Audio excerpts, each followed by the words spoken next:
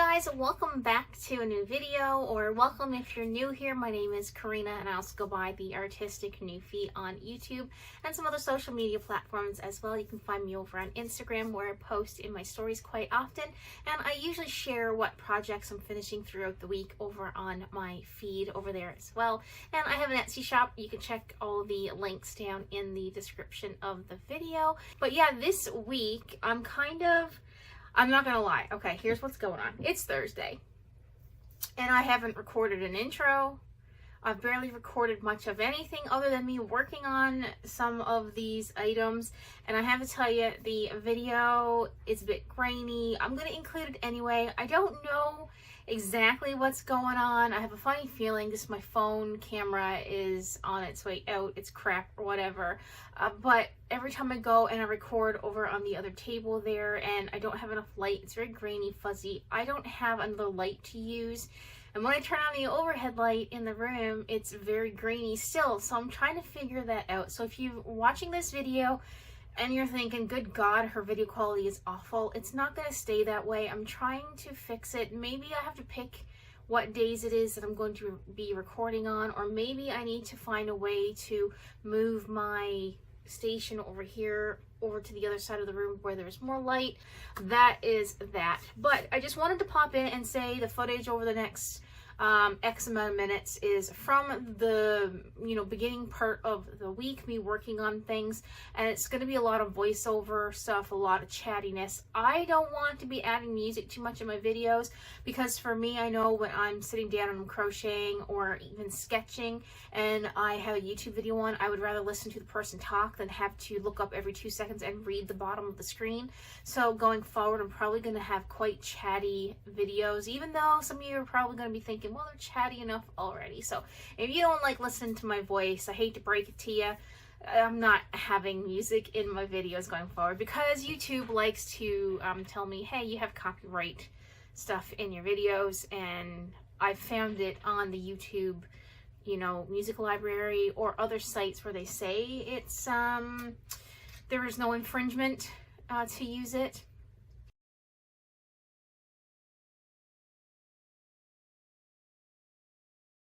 Royalty free is I think what I'm looking for. Anyway, let's get to the old footage. I look so tired. I'm so sorry. I'm very tired, but let's get to it. Let's get some footage up. Let you guys watch what's coming up. I'm done. I'm done for the day. I'm gonna go to bed now. Ooh. This is the behind the scenes of the YouTuber whose life is very chaotic, stressful, and for one that does not get a lot of sleep, and then you have to come on here and put on a smiley face and pretend everything is okay. It's not okay. I'm tired. I'm very tired, but I'm gonna go get some work done. Yeah, I'll catch up with you in a bit. All right, let's get back into this stitch. So I went ahead and I did weave in some of the blue around the pink in the ears to help kind of reduce that shaggy look that I had going on. I believe in the previous video I had showed that I wasn't really liking how that was looking. And again, that wasn't a pattern issue. That was just me not really getting the stitching right around the ears. But after I added in the weaving of the blue around the pink again, it did clean up some of those stitch lines really nice, and you can see the difference here in the two sides. I did notice as well that one of these ears is just a tiny bit smaller than the other one. I don't think it's going to make that much of a difference to the overall look of the pattern, but as you can see here, I finished sewing it all together, put the ears and everything on. And overall, I think it looked really neat. And coming up, I'm going to be talking about the eye placement and what I kind of figured out what to do with the felt and how I arranged the pieces to make the eyes look a little bit, I guess, more symmetrical. Okay, so it's the 19th of February. I worked on this guy a little bit over the weekend, as you saw, and this is kind of what I've got going on here with, oh, might want to keep it in the frame, with the winky eye. I'm thinking it looks okay. I just sent a picture to my husband and my cousin to get their ideas on what I've got done. These are just stick pins that I got in here right now, so they're not going to be visible after the fact. My only thing is, do I put in the whites in the eyes? Because this one over here is going to be really, really tiny, and then there's this one over here is going to be a little bit bigger. Like, if it's winking, are you really going to see the white in the eye or not? So other than that, it's completely finished. I've got the tail and everything sewed on the back. It's a little bit shadowy in here today because I have the light switch on, and I have a thick towel up at the window in the room. I'm just going to show you because it's very windy outside and it's going to be minus 24 tonight. So I just stuck a towel up to the window just to keep some of the cold air out.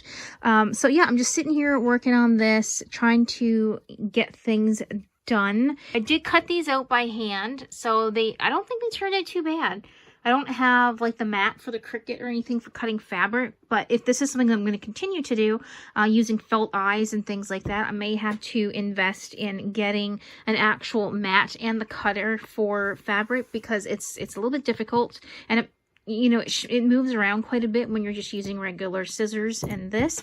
But one thing I might do, just to give myself a bit of peace of mind, I guess, is to get some white, cut out the little circle that needs to go in the eye, see what it looks like, and if I don't like it, I don't have to put it there. Okay, so I got some feedback on the eyes, and I'm told that they look fine. So all I have left to do now is actually stick the two together and then stick the felt onto the stitch itself. So yeah, this one, I'm going to consider it done. I'm going to have to get some fabric glue. I do have Mod Podge, but I don't really think that's a fabric glue, so I'm going to do a bit of research. I don't want to use a hot glue gun on this because I don't want to have all this like strands of stuff everywhere, so I just want to get an actual fabric glue. So when I get it completely finished, I'll show you guys again. It's now Tuesday. I've gone and finished the stitch. Hopefully somebody will like him. I'm not sure if I'm going to make another one like I had mentioned anytime soon, but yeah, this is what he looks like with his winky eye and all. So yeah, fingers crossed that someone snatches him at Geek Fest. I am watching a bit of YouTube, and over the weekend I was working on some sketches. This is in my sketchbook. I apologize for the shadow, but I have the light on in here because I have a towel up to the room to block out, up at the window still, to block out some of the cold. But yeah, I did these. This one here kind of looks a little bit wonky. This one here kind of looks more like a caricature than an actual like image of like a drawing of like a realistic face, but I think they're okay. This one down here, the face is way too long, and I realized that after. Certain portions of the face are okay. So if I had Procreate, I could, chop this right here, move it up, and it wouldn't look as bad, but it is what it is. It's not as easy to go ahead and change things on paper as it is if you're using Procreate, especially if you're using a pencil that doesn't erase. So I already had figured out that I made a mistake and the face was going to be too long, but I just went with it anyway, and it's just about having fun. But some of you guys seem to enjoy seeing inside my sketchbook in the last video, so I thought I would show you a couple of pieces that I've done so far. Oh, and I did this one here as well, this guy right here, since the last video. So hopefully I'll get a few more done. I'm hoping to fill out this page, and I also want to work with my markers a little bit because I haven't used any of my Copics for a long time, and I know if I don't use them they're going to dry out. So probably will do some simple illustrations in here at some point in time. And yeah, I really want to get these two squares here finished for the week at least. So I figured if I maybe just do like one sketch a day, or if I'm working at the computer and I'm waiting on something, then I can just, doodle in here a little bit. But this is what I've got done so far this week. All right, in the, I guess, spirit of finishing off all the works in progress pieces that I have going on this week, we are now going to attempt to finish this spider. I sewed on the legs and everything yesterday. I believe that's when it was. It might have been. No, it was yesterday. Before, I just want to give kind of maybe a tip. Maybe it's a trick. Maybe it's a waste of time. I don't know. But this pattern is from I'll put the name on the screen because I forget the actual name, Winterberries or something like that. She sews on each one of these legs individually, and I found that to be a really big pain in the ass. But I fill the legs with stuffing. I didn't put a whole lot in these because there you can see the stuffing falling out through the holes already because of the thin wool that I used. But what I did was I stuffed all 4 and left 2 long strings, one on each side, one to sew the legs together, one to sew the legs onto the spider. So what I did was I took all of the 4 pieces, wedged them together like a sandwich, sewed them all together first, and then attached them as one big piece on the side. Now some of you may think that that's a bit of a pain in the ass to work with because it might make the maneuverability a bit awkward, but the spider still sits and everything fine, and you're not really going to see what it's going to look like underneath here anyway once you get the fuzzy wool on, if you go with the fuzzy yarn part of it. So what I usually do is, well, before I would do one leg at a time and cut each individual piece of this, but now I've decided that I would start down here, weave up, come up to the top, come down to this one, and kind of like weave the yarn back up again and start at the top and just continue to go rather than having a bunch of individual pieces. And that seems to work best for me. And what I usually do is I start the first 3 stitches on the leg here. I know it's pretty dark. The first 3 stitches on the leg here, they don't have any stuffing in there. So I just start just one up above there. So let's start at the right one. So 1, 2, 3, 1, and 2. So I kind of start about right here, and I just go ahead and I pull the yarn all the way through. Now the option is you can leave a longer yarn tail on this end that you could weave through after, and then you don't have to worry about weaving it in as you go, or you can fold your bit of yarn up the leg like this and just weave back and forth. And because I like having the fuzzy bits on the bottom as well, what I tend to do is I'll go in and I'll wrap the fuzzy yarn around the leg once, then weave it through the leg, wrap it around and weave it through. So I do that kind of thing. I know it's a little bit dark in here today and I'm working with a dark material and that doesn't help, but I'm just going to leave a long tail so I can stitch this in after, and it will make for a lot it'll be easier to work with. So if you can see it, I'm just wrapping around the leg. Now these legs are not as stiff as some other ones that I have done because I did use a softer wool. And this is one of the things that takes so long about making these. And then I kind of just keep going and I'll wrap it around again, bring it up to the top, and sew it in on the other side.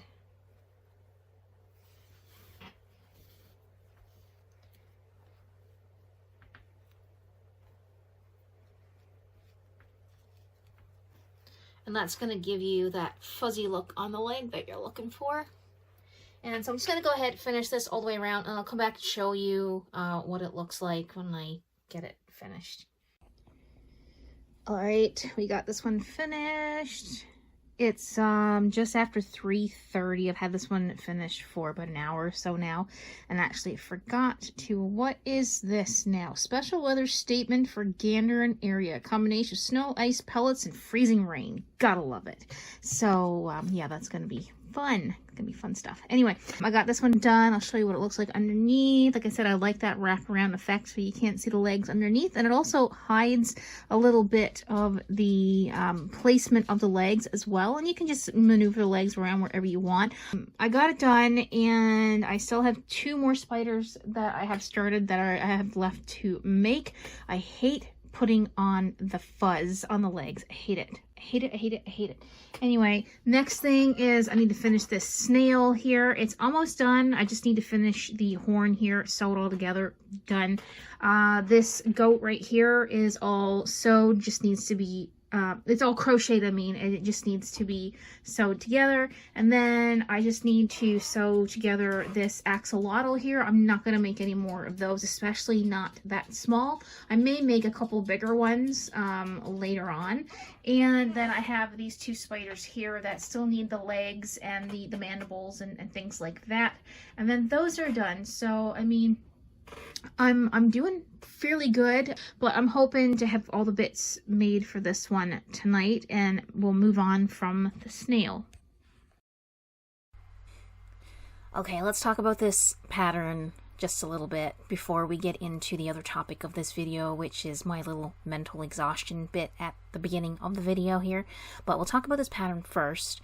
I started this a couple of months ago, I think, and the body and the little peachy pink bit around the bottom that indicate the, I don't know where the slime, I guess, might be, or the bottom part of the snail, that was fine to do. It was simple enough, and the other bits and bobs were okay. There wasn't really a whole lot of instruction on how to sew the eyes within the eye sockets. As you can see, there's the safety eye, the white bit, and the yellow bit for the pattern. It was just sew the eyes together. There wasn't any indication that how you're supposed to sew these eyes together. So again, it's another one of the patterns by Aquari Wool Crochet, where I wish there was some more information about how she sewed the pieces together. But I did figure it out on my own. I mean, you can't see what I did on the inside anyway, because, you know, it's two pieces being sewed together. So I kind of just went with it, and I put it together how I felt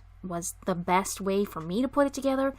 This shell, or the shell of the snail, was a bit of a different story. There's a lot of wastage of yarn on the inside, because you're kind of, and you can see here there's like a double up of the pink underneath the blue, and that is, I guess it's not really a waste, but as you're going through the pattern, you're kind of doubling up these colors so you're able to cinch it. You can see on the back there, you can see where it's cinched in, and that's giving you the round bits on the shell. And you can see here, I'm kind of looking up, trying to see how I'm supposed to be attaching this piece. I have to curl it and sew it together, and there's not really any instruction on that either. It's just, you know, sew this, like, curl the shell and sew it. But where should I be attaching the string to? How much should I be, you know, twisting the shell, or curling the shell, I should say. It's just like, oh, follow the picture, and I really wish there was a bit more information on that. But I kind of, again, I just did what I thought was the right thing to do. It's not curled as much as what she had created in her pattern, but it is what it is at this point, because I just wanted to get this piece done. Will I make another one? Probably later on in the future, but not anytime soon. I really do like the technique of how to curl the shell, and I think I might try to put that to use with making some horns for some goats at a later date, because this could turn into a really neat goat horn idea, the way that it's created. So if I do make some larger goats, I might try to incorporate this style of horn to it. You can see here I'm getting frustrated with it already. Would I recommend the pattern? Yes, if you have the patience to kind of figure things out on your own. It's a really cute pattern. You know, the end result is kind of neat. I think the one big difference with mine is it's not as tight. The stitching is not as tight as the one that she created in her pattern, because we clearly use two different kinds of wool. So if you're doing a pattern and you're not getting it to look exactly like what it is in the pattern that's been written, it could be your skill level, it could be the wool that you're using, your tension. There's a lot of different factors in that. But in the end, it is a cute pattern. It did come out really neat, but I probably won't do another one anytime soon, maybe later. So again, this pattern is by Aquari Wool Crochet. I've linked her before. You can look up her name on Etsy if you want to check her out. I do have a few more patterns of hers that I've purchased that I'm still yet to make. Most that I have made so far I have enjoyed. There have been a few where I've just been frustrated, but again, you know, you kind of figure it out on your own and move on. For those of you wondering about the goat sitting there in the pink container. That one is not put together yet. That's probably going to show up in next week's video. So if you want to hit the subscribe button, you can come back and see that one in the next video, hopefully. And we'll get that one all put together. And I do have another one started. I've got way too much on the go, which is leading me into mental exhaustion. I am so mentally exhausted with trying to do, adult things, life and searching for a job and trying to make the time to do all the crocheting and taking care of household chores and all the things that go into your adult life that you don't have any choice but to deal with. The big thing for me right now is the job search, and that is not going well. I do have an interview on Tuesday, and I get to do that virtually, which I've only ever had a virtual interview once before, and I did get that job. That was a few years ago, before I had the current job that I was been working through over the summer. So we have that interview on Tuesday, and hopefully something comes out of that, because it would be a really good opportunity. It is in a different town. It's where Jeremy works, not at his work location, but in the same town. So I'm kind of hoping that kind of pans out. And dealing with Pixie and her health issues and having my own health issues and things like that, it's really taking a toll, and I haven't been sleeping well at night, and all of that combined kind of leads to that bit of like a mental exhaustion thing that you saw at the beginning of the video. And I wasn't going to put it in there at first, but I'm like, you know what, people need to see that it's not all sunshine and rainbows, and shit does hit the fan sometimes, and you just kind of gotta roll with it, suck it up, and just move on about your day. I know some people are going to say, well, maybe you shouldn't crochet as much. It's not the crocheting that's causing the problem. It's me having too much on the go is causing the problem. So I just need to find a way to manage my time a little bit better, and if I can get that full-time job that I'm looking for, that would help the financial side of things, and that would help relieve some stress, and that would go a long way right now, because that's the biggest issue, is looking for a job and finding a job. If you're interested, to date I've applied to 40 different jobs, 42 maybe, and I've gotten 2 interviews, and one clearly didn't pan out because I didn't get a call back for the job. So it's finding a job here in central Newfoundland is not easy. So wish me luck, send me some good vibes or something for next week. Hopefully I can get this job. Another thing that's been weighing on my mind is Patreon. At this point in time, I've made the decision to not go back to Patreon. The time that it takes for me to create the stickers and to do the uploading and trying to just figure out what to be posting on Patreon to get people's attention is really not worth my time right now. I know that sounds like an awful thing to say, but maybe in the future when things are a little bit better and I'm more, I don't want to say mentally stable, because I'm not unstable, it's just I'm exhausted. When things are better off, more routine, structured a little bit better, maybe I can find the time to come back and bring back the sticker tiers and everything. So I'm going to leave the Patreon page up. I'm just going to pause it again for another month. Things could definitely change come next month, and I may say, oh, let's go back and do this again. But as of right now, I don't miss it. I really don't miss Patreon, and it gives me more time to do other things. And because I'm crocheting so much as well, I'm not spending as much time doing other things, even like family related things. So I kind of need to prioritize just a little bit there. And going back to work full time is also going to take up a lot of time. Anyway, I thought it would be a neat idea to add in some real-time footage of me working on some projects. I've come to realize lately that I've realized this before, but people don't realize how much work goes into things like this, and don't understand the pricing and you know, the skills it takes to do this stuff. So I just thought it would be neat to put in some real-time footage of me working on it and to show you how long it actually does take to get things sewed together. I mean, some other people may work a little bit faster than I do, but yeah, it is what it is. We're coming up to the end of the video here now, so I really do hope you enjoyed it for what it is. If you have any questions or comments, leave them down in the comment section. If you have any advice or you want to share something that's going on and how you're dealing with it without getting too personal, you can go ahead and leave that down in the comment section as well. If you did make it to the end of this video, be sure to leave me, I don't know, do they have a snail emoji? If there's a snail emoji, use that. If not, put a bug, any kind of bug at the end or in the comments to let me know that you got to the end of the video. So we're just going to show you the final bits of the things that I've made here this week. And I just wanted to say thanks so much for watching, and I will see you in next week's video. Bye for now.